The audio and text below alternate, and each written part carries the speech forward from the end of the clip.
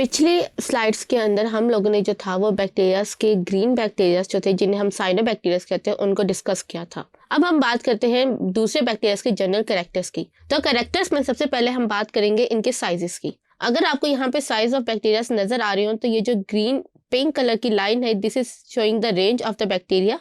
यहाँ से लेकर यहाँ तक इनके 1 माइक्रोमीटर से लेकर 6 या 10 माइक्रोमीटर तक जो होता है बैक्टीरिया के साइज लाई करते हैं। लेकिन कुछ ऐसे भी बैक्टीरिया होते हैं जो आपके नेकेड आई से नजर आ रहे होते हैं और उनका साइज जो होता है वो होता है 70 माइक्रोमीटर तक। इनको ये मोस्टली जो होता है ये आपके सी बॉटम पे या फिशेस के गट में प्रेजेंट होते हैं।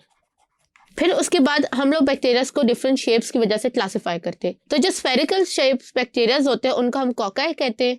Then we have the rod shape bacteria जिनको हम बेसिली कहते हैं और फिर हमारे पास स्पाइरल शेप बैक्टीरिया आते हैं जिनको हम लोग स्पिरिली कहते हैं। पहले बात करते हैं कोकाई की। कोकाई बैक्टीरिया जो होते हैं, कोकाई बैक्टीरिया में दोनों ग्राम पॉजिटिव ग्राम नेगेटिव और ये सारी कैटेगरीज आती है। इनको हम कोकाई क्यों कहते हैं? क्योंकि इनकी जो शेप होती है वो बॉल लाइक होती है।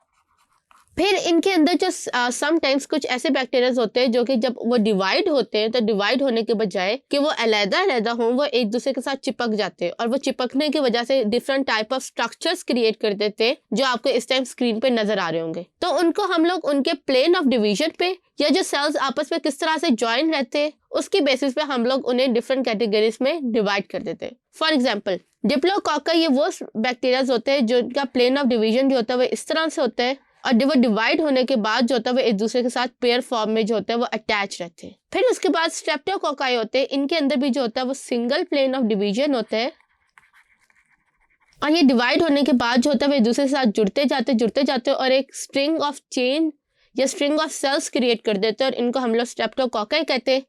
ये मोस्टली जो होते हैं ये डिजीज कॉजिंग होते हैं। फिर उसके बाद हमारे पास टेट्रेट आ जाते हैं। टेट्रेट वो होते हैं जिनके पास 2 प्लेन्स ऑफ डिवीजन होती है, यानी अगर मैं इनको इस तरह डिवाइड करूँ तो ये इस तरह भी डिवाइड होगे और ये इस तरह भी डिवाइड होगी, यानी कि 90 का जो है ये एंगल के ऊपर जो है ये डिवाइड होके इस तरह से 4 सेल्स बना जाएंगे और ये टेट्रेट्स होते हैं। फिर इसके बाद अगर ये जो है ये इस तरह से 3 प्लेन्स ऑफ डिवीजन में डिवाइड हो तो इसके अंदर जो होता है ये सार्सिने प्रेजेंट होते हैं। अब जो सार्सिने होते हैं, सार्सिने मोस्टली जो होता है ये आपके स्किन और इंटेस्टाइन में प्रेजेंट होते हैं।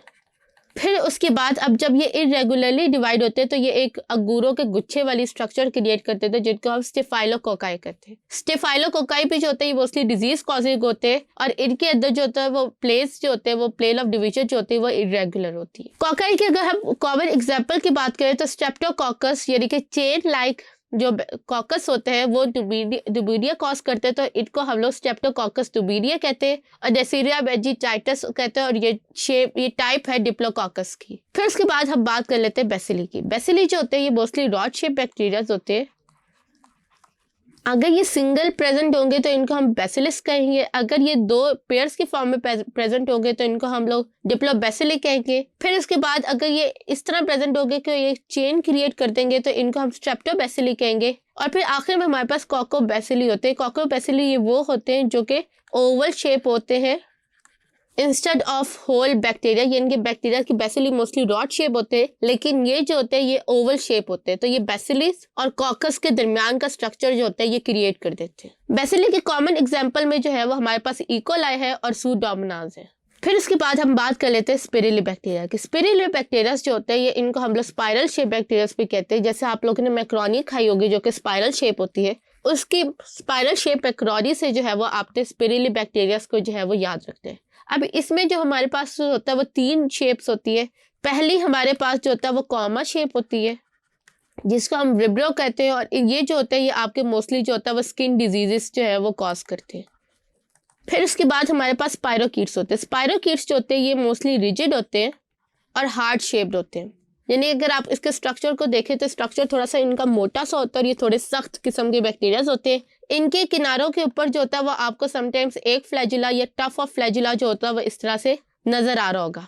फिर हमारे पास जो होता है वो स्पिरिलियम होते हैं। ये थोड़े से थिन फ्लेक्सिबल होते हैं और ये काफी लंबे से होते हैं और इनके अंदर जो होता है वो फ्लैजुला आउटर की बजाय अंदर प्रेजेंट होता है और ये जो होता है ये अगर आप कभी किसी स्पाइरल को गोल गोल घुमाएं तो वो बहुत तेजी से जिस तरह घूमता है और आगे मूव करता है। स्पिरिलम बैक्टीरिया जो होता है वो बिल्कुल इसी तरह के पतले से लंबे से, और उनकी मूवमेंट जो होती है वो भी स्पेशल होती है as compared to spirochete and vibrio bacteria. Spirilli की कॉमन एग्जाम्पल में जो है वो हमारे पास स्पिरिलम माइनस और विब्रो कोलेरा, जो कि आपका जो होता है वो कोलेरा डिजीज कॉज करते हैं।